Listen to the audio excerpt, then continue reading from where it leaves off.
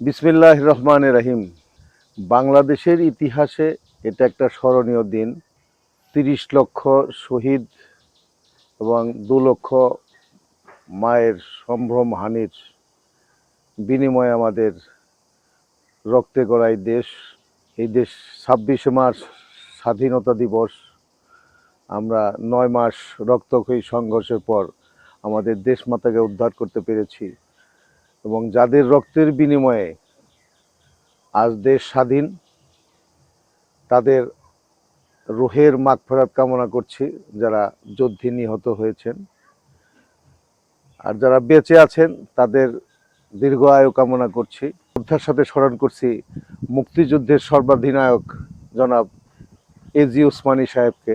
উনি স্বাধীনতা যুদ্ধের নেতৃত্ব দিয়েছেন।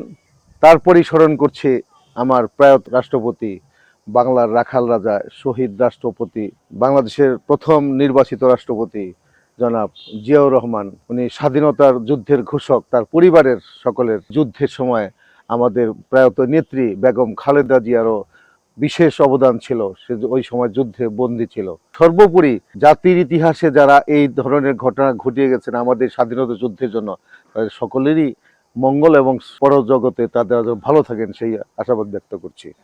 আমাদের বর্তমান প্রধানমন্ত্রী জনাব তারেক রহমান, উনি নির্বাচনের আগে জাতির জন্য কি করতে হবে উনি বিভিন্ন দফার মাধ্যমে দেশের রাজনৈতিক উন্নয়ন, দেশের উন্নয়ন এবং সর্বক্ষেত্রে দেশের উন্নয়নের জন্য উনি নীতিমালা আগেই ঘোষণা করে দিয়েছেন।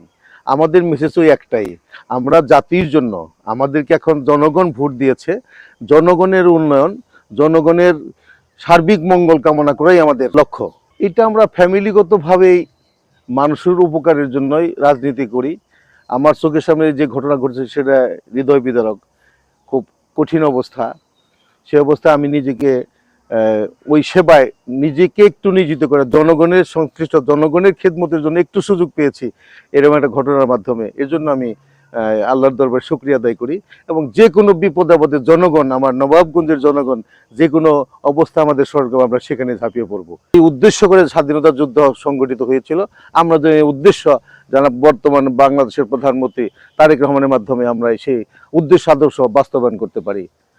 মহান এই দিবসটি আমরা সম্মানের সাথে পালন করব এবং জাতির জন্য, দেশের জন্য, সারা নবাবগঞ্জের জন্য এটা শুভেচ্ছা বাণী আমার, যে সবাই যেন আমরা এই স্বাধীনতার উদ্দেশ্য আদর্শকে সাফল্যমণ্ডিত করতে পারি সকলের প্রচেষ্টায়।